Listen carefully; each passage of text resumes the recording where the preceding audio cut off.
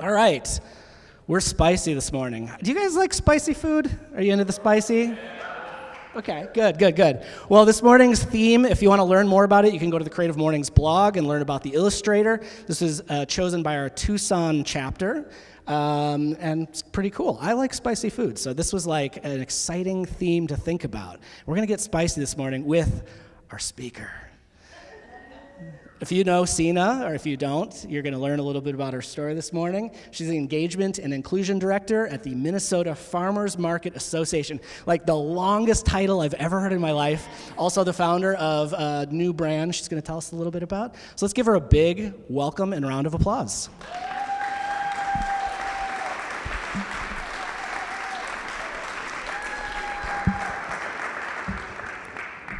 Hi, everybody. Cheers. Very good. So here we go. All right, we're calling this Sina's Spicy Solutions. I love farmers markets. I love small talk. Let's talk about the weather all day long. I love food, I love people. I'm the person that doesn't like to rest. I get energized and recharged by talking. And for 3 years of my life, I managed the largest open-air farmers market in the upper Midwest, the Minneapolis Farmers Market. Yes, so my life was one city block, 172 stalls. In the height of vegetable season, we had people in the sidewalk selling vegetables. We had vendors that weren't even a part of the market selling around the market. But during the height of the season, we'd have up to 15,000 people come through that market. So it was a great place, and it was my life for 3 years. As a market manager, I was trained to be the first one there and the last one to leave. So when I entered that space, it was in the middle of the night at 3:30 in the morning. And the first thing that I would do is wake up our unhoused community, our neighbors. Sometimes there would be some situations that weren't very fun. There were some weird drugs out there. People looked like real zombies, and it was just little old me being like, hi, the farmers are on their way. Can you get going, please? But my farmers were so kind to the folks. It was all a community. It was all the neighbors. Sometimes the farmers would set up around the unhoused community sleeping, and they'd be like, no, just let them sleep. Let's wait till the sun gets up. So we were really a community in this space, and I absolutely loved it. Now I work for Minnesota Farmers Market Association, and I support and advocate over 375 farmers markets across the state and tribal nations. Right here you see me at the state capitol. I do policy work, and we do education and marketing, so sometimes you'll see me on TV encouraging all of you to shop with our farmers. And so being at the market, and that was my entire life, being in this new world where I'm at the capitol or on TV or what have you, it just was a really strange place for me.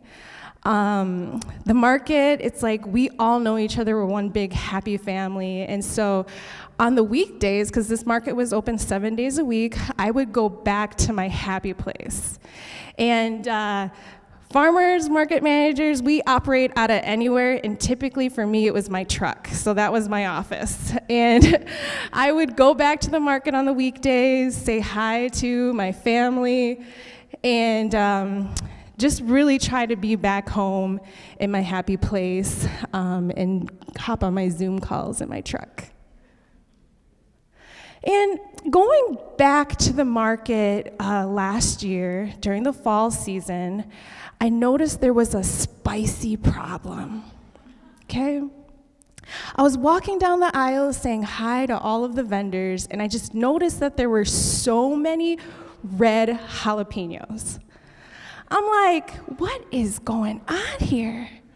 And so I was talking to Farmer Sang and Mr. Yu, and she was like, Sina, I got too many red peppers in the cutest broken English you've ever heard in your life. And I was like, well, there is a shortage of sriracha. I grew up with it, so why not make some homemade sriracha? And so I bought a bunch of peppers from her, and I made some sriracha. Then I had this idea. And I went to a farm dinner, and I got asked to help source local food for this farm dinner. And as everybody was trying my homemade sriracha, they're like, Sina, you gotta make more of this. My friend Nikki over there was like, it's local, it tastes good, like why wouldn't people want this, Sina? And so we joked around and we named it Sinaracha. And my friend was like, I have another friend who has a kitchen, who owns a hot sauce company. I have this other friend that owns this other company that wants to mentor you. And I was like, all this is just leading me to a path to start a little business. And so here I am testing out this Sinaracha. Now, I don't know about you all, I don't follow recipes. I was taught to cook with your heart and to taste. And so the first batch of Sinaracha, I put my foot in it. But the general public, I don't think you don't want to eat hot sauce with my foot in it. So I learned how to formulate this recipe to make it for the masses, and then I had my first batch of Sinaracha. And so as I was thinking about this brand, this hot sauce brand, I kind of thought about the beginning, right? Like the problem was there was a sriracha shortage. The problem was there was farmer with way too many peppers. And so I was thinking about sriracha itself. And before it became popular and commercialized, I grew up with this sauce. And what I grew up learning it as, it was the rooster sauce. You know, and then as I went onto YouTube University to learn more about sriracha, I found out that Hugh Fung's Food, the owner, was born year of the rooster. So I'm like, okay, well, I was born year of the tiger. And I'm also, a spiritual person. I'm a Gemini. And so the two tigers came about, Twin Tiger brand. And I thought, let's stick with the name. Everybody loves it, Sinaracha. And I'm Cambodian, and in my culture, we believe in angel numbers. And so my angel number is 222. And that is in Khmer, which is our language, 222. And 222 is special to me because it guides me. My ancestors are speaking to me through my angel numbers. And so when I'm out and about and I see it, it's a reflection for me to remember that you're on the right track. And so that is how the Sinaracha brand came about. And so now I have the brand, I have the hot sauce, and I'm doing everything else with Minnesota Farmers Market Association, but this is the first time I am doing something for myself. A friend of mine was like, hey, Sina, we're doing an AAPI event. You might know my friend, Miss Julia Starr, if you go to Drake brunches around the city. She said, Sina, I'm throwing an event to work with Asian youth and culture and pride. We're gonna do a drag queen show. We'd like to also have a marketplace. Do you want to come help get some vendors together? And I said, haha, how about I become a vendor and I release my Sinaracha hot sauce? And so we went on the news together. This is my first time showing my bottle with the label on it. I got the cute red dress. And it was so amazing because that event was for my community. I had 40 bottles of hot sauce made from all local peppers from my community, and I sold out in like 2 hours. Yes.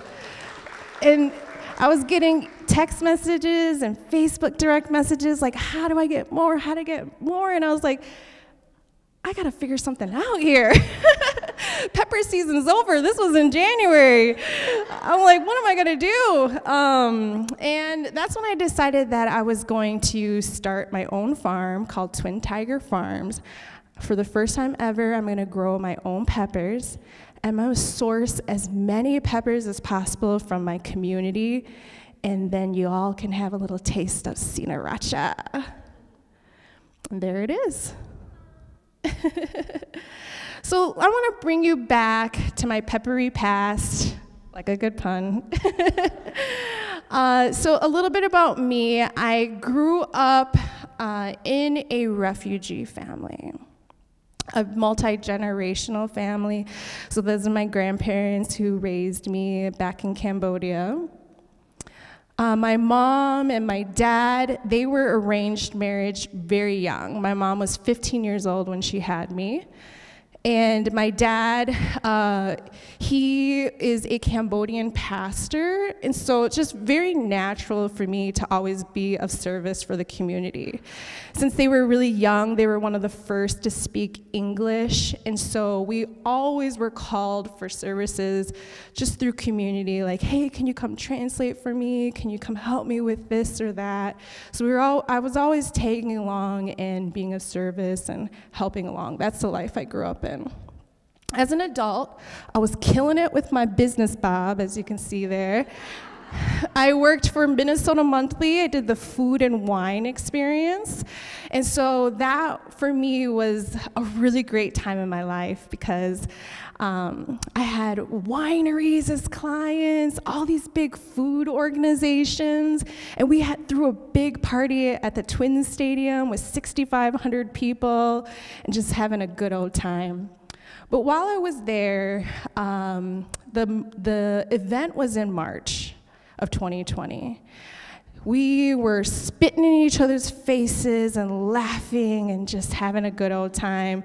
And if we all know that time in March, shortly right after this event, we had the pandemic happen.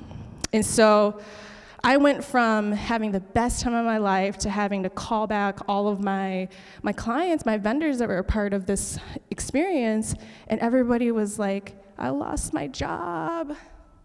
I don't know what's gonna happen next. I'm like, I don't know either. And what I really loved about this event was I had a lot of time to create experiences for folks, and I invited the Minneapolis Farmers Market to come in and do a mini market in the space. And so when I got to call them, I was excited. I'm like, okay, this is my people, you know? I did like 30 phone calls of all these sad stories. I'm excited to call the Minneapolis Farmers Market. And so I called the market, and the manager at the time goes, Sina, whew, this is crazy. I'm down a market manager. We got COVID. We need help. Can you help me? Can you come help me with communications? I have a job available, but you're not gonna do anything in your job title. It's gonna be COVID protocols, it's gonna be talking to the health department. Like, I know farmers, I don't know all that. And I was like, you know what? Why not take a 50% pay cut and go back to my community? And so that's where I ended up how I ended up at the Minneapolis Farmers Market. That was my favorite mask. It says, inside, I'm smiling at you. And so at the market itself in May of 2020, we got the season going, right? We have the new layout. We have all 172 stalls have space for everybody to have their distance and sell their produce. The customers are coming through with their mask on. They know all the rules, like they can't eat at the market anymore. You know how hard that was, you guys? It was crazy. But another thing happened in Minneapolis. A couple weeks later, George Floyd was tragically murdered. And I remember it so clearly. I was driving into the market, and our city was ablaze. The vendors were coming in, and they were opening up their truck doors, and they were coughing from the smoke. I looked at the other manager, and I said, what are we gonna do? How are we gonna get through this? And for the first time ever, we had to decide to close the market down because we couldn't guarantee a two-person team, 172 stalls, 15,000 people could be safe. And so we decided to close the market down for that weekend. And immediately the farmers were running to the office. Sina, you can't do this. We already picked last night. We get to make money from May to October for the entire year. Some of the farmers make like $15,000 in a day at the market. And in that moment, I realized that we cut off access to the community for local food. We cut off access for the farmers to make their livelihood. And so in that moment, I was like, we got to do some work to help out this community. And I created this program called Pay It Forward. And at that time, remember, we were fighting over toilet paper. But there was also a lot of people out there understanding food access as well, and the community came out. We were donating food. We were going to Costco with carts to give back to the community. And I was like, why not create a program where our community can purchase from our farmers, and then the market itself can donate that food out, right? And so Pay It Forward, like on a weekly basis, we were doing 600-700 pounds of food that we were donating. And in that moment, I also really understood our food access programs. So we have SNAP, EBT, and Market Bucks. And Market Bucks is something where it's government funding to match the dollars spent with your EBT card. So you would come in, we would run your card, give you market tokens that you can then spend with your farmers, and we would match it with Market Bucks. So it's a win-win, right? Food for the community, supporting our local farmers. And then I was wondering, as I was going through managing this market, I was like, there's something kind of interesting here. Like, most of our vegetable growers were Hmong community. There was only one black farmer out of the 172 stalls. And I was like, there's something interesting. Now that everything kind of has calmed down and we're working through things and I'm really learning the system itself. One morning, as I was managing the marks, getting the day started, the other market manager, her role was to get everybody situated in their stalls, and I was getting our food access programs set and ready to go. And she walks in, she's like, Sina, I guess someone's gonna call the cops on me. I'm like, what are you talking about? She's like, yeah, one of the Hmong vendors just blew up and screamed at me and told me that they're gonna call the police on me. And I said, wait, who did that? She said, it was Mr. Two. And I'm like, Mr. Two? That guy's like a big old teddy bear. Like, what is he all mad about? And she was like, well, we didn't have any space, so I had to put him in this half stall, and he didn't like that, and he just blew up. And I was like, girl, let me talk to him. I came back with 2 pumpkins. That was his way of apologizing to us for blowing up. But what I realized was that this system wasn't made for new. This is the board, this is the grower association, and I love all these people. These people are amazing. But it wasn't reflective of the community. And so I then realized that my leadership in this space was so important, because for the first time in this 100-year institution, a woman and a woman of color was managing this space. So I got to hear the voices of our community that hasn't been heard. Their voices never heard in a space. And that farmer blew up because, in my mind, for 30 years, he's never had the same opportunity as someone who's been there for generations and generations. He was sick of being kicked around, not treated like everybody else, not having the same opportunities as everyone else. That's what I saw. And so, as I start listening to our farmers and the community, it's my mission right now. Not necessarily to fight the system, but to create new spaces so we all can grow, we can all strive, we can all compete and be sustainable in a space. And as I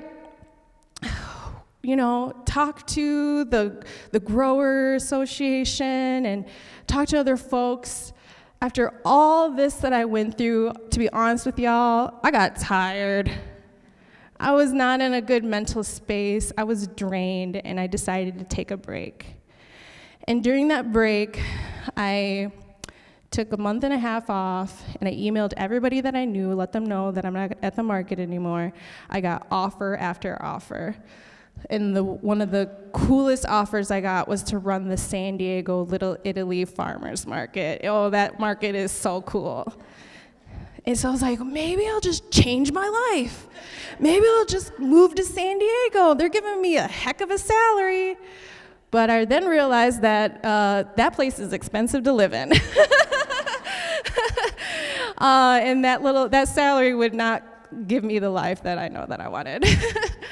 And then I had an opportunity to work with our emerging farmers community with MFMA, and I decided, you know what, I'm gonna put that dream to rest of running the San Diego market. I'm gonna continue working with my farmers that I've worked with for all these years. And in MFMA, I learned that's what we call our emerging farmer communities. So farmers of color, LGBTQ, veteran farmers. And so now I do a lot more work for that community. And now that I've settled in this MFMA role, for the first time ever, I got to testify at the state capitol for Market Bucks, and I was able to share my story to the senators and let them all know that they can also be food access heroes by funding this. And I'm pouring my heart out, and at the end of it, I'm like, yeah, I did something good. And the senator comes up and makes a comment, and he goes, I've never seen a hungry kid before. I said, bro, what the? You never seen a hungry kid before? Like, come on. I was just really surprised by the system and, you know, the environment, because the Capitol can be daunting. It's this really professional place. And then I kind of looked at that U-shaped desk where all the senators were sitting. I was like, it's not reflective of the community. It feels just like at the market. And so it's my mission one day to be Senator Sina. I don't know. Listen, I'm not the smartest one in the room. I'm not the most educated, and I don't want to be senator tomorrow. But it is a goal of mine, because I believe that representation matters. We need to hear the voices of our community, acknowledge them, and if there are other folks out there that don't understand, then I can help communicate, right? And so this spicy solution with Sriracha is going to be a journey. It's going to take time for me to create space for new. It's going to take time to convince folks that there is a problem. And all of you can help join in by going to a farmer's market, fueling our local farmers to keep going, buying vegetables you've never seen or heard before. And you can make sure whenever I have my sriracha at the market, you buy one. And some akun, that's thank you in Khmer, and that's it.